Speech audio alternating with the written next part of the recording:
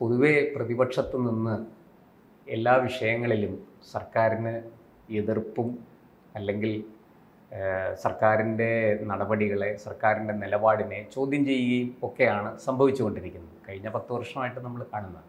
പക്ഷേ ഇപ്പോഴിതാ മുൻ ധനമന്ത്രി പി ചിദംബരം ഒരു മോദി സർക്കാരിനോട് വളരെ തുറന്ന മനസ്സോടെ ഒരു നിർദ്ദേശവുമായി വന്നിരിക്കുകയാണ്. പ്രത്യേകിച്ചും ഈ അമേരിക്ക ഏർപ്പെടുത്തുന്ന ടാരിഫുകളെക്കുറിച്ചാണ് അദ്ദേഹത്തിൻ്റെ ആശങ്ക.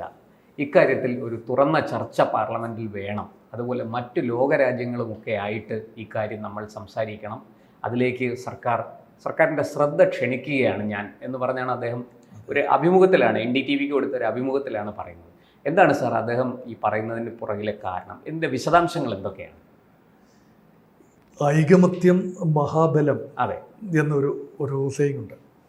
അതായത് ഒരുമിച്ച് നിന്നാൽ നന്ന്. പ്രതിപക്ഷങ്ങളും ഭരണപക്ഷവും രാജ്യ താൽപര്യ സംരക്ഷണത്തിനായി ഒന്നിക്കേണ്ട ആവശ്യകത. ഇപ്പം നമ്മളൊരു ക്രിട്ടിക്കൽ ജങ്ചറിൽ നിൽക്കുകയാണ്. India has reached a cross roads.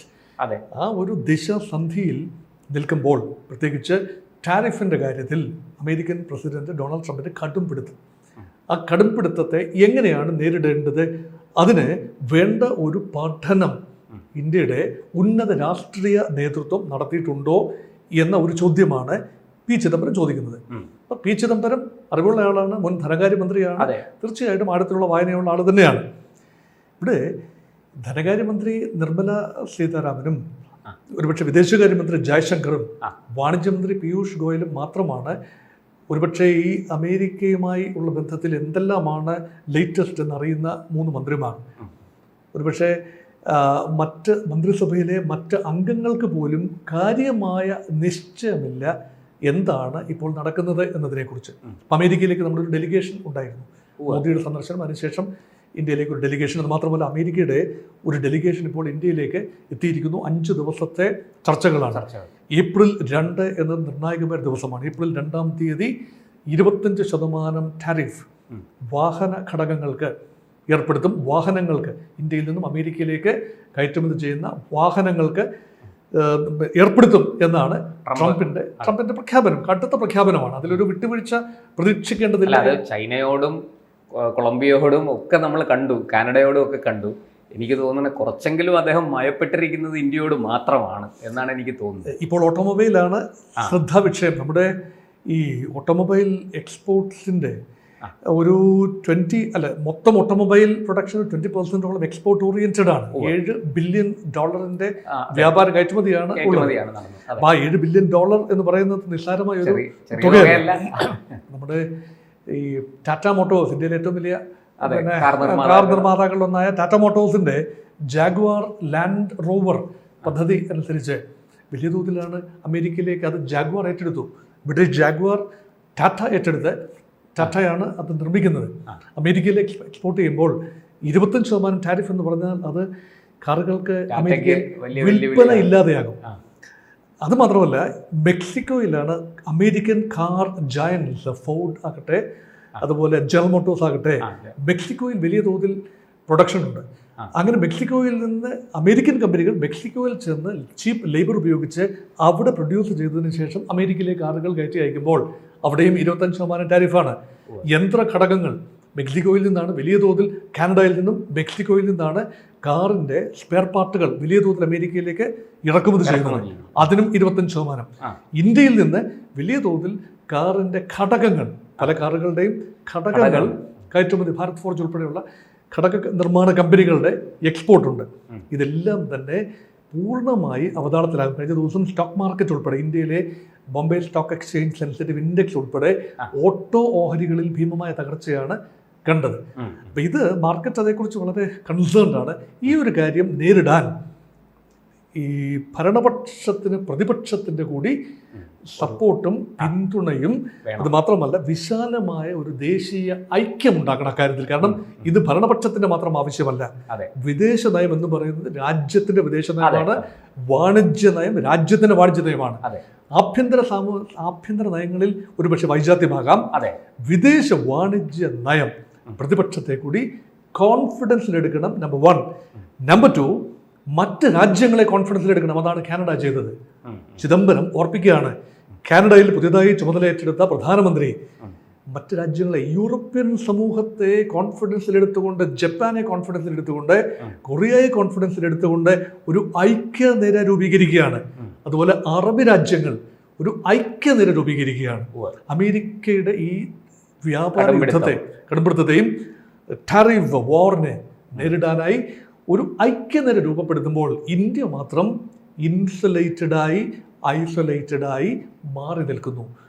അപ്പോഴാണ് ഒരു പ്രിഡേറ്റർക്ക്, ഈ ഒരു ലയൺ ഒരു പോത്തും കൂട്ടത്തെ അല്ലെങ്കിൽ പിന്നെ ഒരു കാലിക്കൂട്ടത്തെ നേരിടാനായിട്ട് ഒതുങ്ങുമ്പോൾ അതിലേതെങ്കിലും ഒരു മൃഗത്തെ ടാർഗറ്റ് ചെയ്ത് ആക്രമിക്കാൻ എളുപ്പമാണ്. മറ്റു മൃഗങ്ങളെല്ലാം കൂടെ എതിർത്ത് നിന്നാൽ ലയൺ സ്റ്റാൻഡ്സ് നോ ചാൻസ്. അത് തന്നെയാണ് ഇതിൻ്റെ പ്രമാണം. ഈ കാട്ടിലെ നീതി ആ കരുത്, മനുഷ്യൻ സിവിലൈസ്ഡ് ആണ്. അതുകൊണ്ട് തന്നെ ഇങ്ങനെ ഒരു പ്രിഡേറ്റർഷിപ്പ് ഉണ്ടാകുമ്പോൾ ഒന്നിച്ച് നിന്ന് എതിർക്കണം, ജോയിന്റ് ഘടനകൾ ഉണ്ടാകണം. വേണ്ടി വന്നാൽ ചൈനയുമായും റഷ്യയുമായും സന്ധി ചെയ്തുകൊണ്ട്, വിട്ടുവീഴ്ച ചെയ്തുകൊണ്ട് ഈ ഒരു കാര്യത്തെ ഡീൽ ചെയ്യണം. അത് രണ്ട്.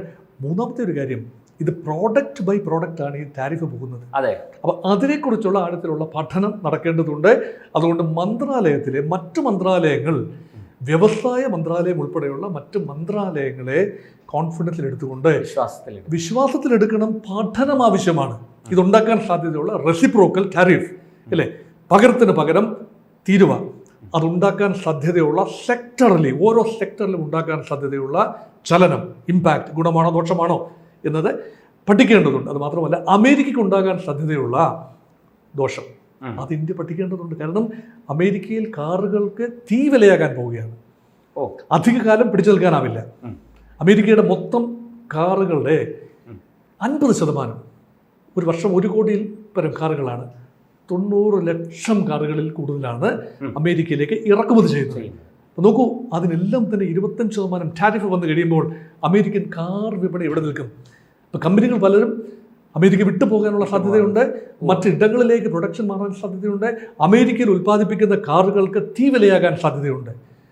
കാരണം ഘടകങ്ങൾ വെളിയിൽ നിന്ന് വരുമ്പോൾ വലിയ നികുതി വന്നാൽ അമേരിക്കൻ കാറുകൾ തൊട്ടാൽ പൊള്ളും. അങ്ങനെയെങ്കിൽ അമേരിക്കയുടെ ഡെട്രോയിറ്റ് ആസ്ഥാനമായ കാർ ഇൻഡസ്ട്രിക്ക് ഉപ്പുകുത്താൻ സാധ്യതയുണ്ട്. അത് പഠന വിധേയമാക്കേണ്ട കാര്യമാണ്. കാരണം ട്രംപിന് വിരട്ടാം, ട്രംപിനെന്തും പറയാം.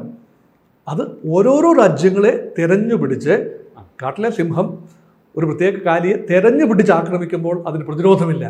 പക്ഷെ ഒരു ഹേർഡ് ആണെങ്കിൽ, അല്ലേ, ഒരു കൂട്ടമാണെങ്കിൽ, അതാണ് പാർലമെന്റ് ഓഫ് ഔൾസ്, ഒരു കൂട്ടമാണ് അല്ലെ, പാക്ക് ഓഫ് വൂൾസ്. ഇത് strength of wolf is the pack എന്ന് പറയാറില്ലേ? ഇത് തന്നെയാണ് ഒരു പാക്ക് ഓഫ് നേഷൻസ് ടുഗെദർ. അതുകൊണ്ടാണ് എന്താ അന്താരാഷ്ട്ര രാഷ്ട്രീയം അനന്തമായ സാധ്യതകൾ ആണ്. സാർ, ഞാനൊരു പൊളിറ്റിക്സ് കൂടെ കാണുന്നുണ്ട്. അതായത് പ്രതിപക്ഷത്ത് നിന്ന് ഇതിനു മുമ്പ് ആരും ഇങ്ങനെ ഒരു നിലപാട് മുന്നോട്ട് വെച്ചിട്ടില്ല. എന്തായാലും ചിദംബരത്തിൻ്റെ ഈ നിലപാട് വളരെ പ്രതീക്ഷാ നിർഭരമാണ്. തീർച്ചയായും അതിനകത്ത് ഒരു പക്ഷേ ഈ പറയുന്ന പോലെ ഇപ്പം കോൺഗ്രസ് ആണ് പ്രതിപക്ഷത്തിൻ്റെ നേതൃത്വത്തിൽ ഇരിക്കുന്നത്, കോൺഗ്രസ് ആണ്. പക്ഷേ ചിദംബരം ഇങ്ങനെ പറഞ്ഞതിൻ്റെ പുറകിൽ കോൺഗ്രസിൻ്റെ ഒരു സമ്മർദ്ദമുണ്ടോ, അതോ ചിദംബരം? അതെനിക്ക് തോന്നുന്നില്ല. കാരണം ഒരു വ്യക്തി എന്ന നിലയിൽ ചിദംബരത്തോട് തിരിച്ചു ചോദിക്കേണ്ട ചോദ്യമുണ്ട്. നിങ്ങളുടെ പാർട്ടിക്കുള്ളിൽ ഒരു കൺസെൻസസ് ഉണ്ടോ ഇക്കാര്യത്തിൽ? പാർട്ടി വേദികൾ മനസ്സിലാകുന്നില്ല. കോൺഗ്രസ് ഇത് NDTVയുമായുള്ള ഒരു അഭിമുഖത്തിൽ അദ്ദേഹം പറഞ്ഞ കാര്യങ്ങളാണ്. വിലയേറിയ അഭിപ്രായമാണ്. ഈ ഓപ്പോസിഷൻ എന്ന് പറഞ്ഞാൽ എന്താ? പ്രതിപക്ഷം എന്ന് പറഞ്ഞാൽ ഇതിന്റെ പാർലമെന്റ് ജനാധിപത്യത്തിൽ creative and constructive opposition, government ചെയ്യുന്ന നല്ല കാര്യങ്ങൾ നല്ലത് എന്ന് പറയുക. തരൂർ ചെയ്യാൻ ആഗ്രഹിച്ചതും പറഞ്ഞതും അത് തന്നെയാണ്. സംസ്ഥാന ഗവൺമെന്റിനെ കുറിച്ചും കേന്ദ്ര സർക്കാരിനെ കുറിച്ചും തരൂർ നന്ന് എന്ന് കരുതിയ ചില കാര്യങ്ങൾ അദ്ദേഹം തുറന്ന് ഉറക്കെ പറഞ്ഞു.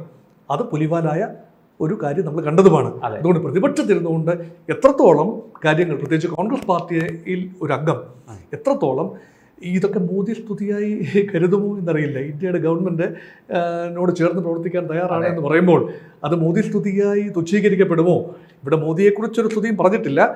ഒരു പൊതുവായ കാര്യത്തെക്കുറിച്ച് ഭാഗികമായി അദ്ദേഹം ക്രിട്ടിക്കലായിട്ട് തന്നെയാണ് പറഞ്ഞത്. ഇത് ഭരണകക്ഷി ഏകപക്ഷീയമായി ചെയ്യേണ്ട കാര്യമല്ല, കുറെ ഉദ്യോഗസ്ഥന്മാരുടെ വാക്ക് കേട്ട് 2-3 മന്ത്രിമാർ എടുക്കേണ്ട തീരുമാനമല്ല. അല്ല, മന്ത്രിസഭ ഇത് പഠിക്കണമെന്നാണ് പറഞ്ഞിരിക്കുന്നത്. രാജ്യം ഒറ്റക്കെട്ടായിട്ട് രാജ്യം ഒറ്റക്കെട്ട്. കാരണം നമ്മുടെ രാജ്യത്തിന് താല്പര്യമാണ്. നിലപാടെടുക്കണം. നമ്മുടെ വിദേശ കയറ്റുമതി എന്ന് പറയുന്നത് രാജ്യത്തിന് താല്പര്യമാണ്. അതെ. വിദേശ നാണ്യ കരുതൽ ശേഖരം ഉണ്ടാകണം നമുക്ക്.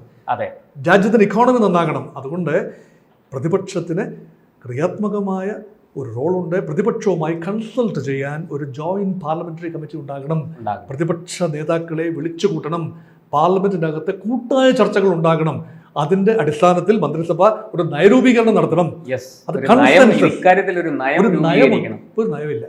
ഇപ്പം ചില തീരുമാനങ്ങൾ മാത്രമേ ഉള്ളൂ.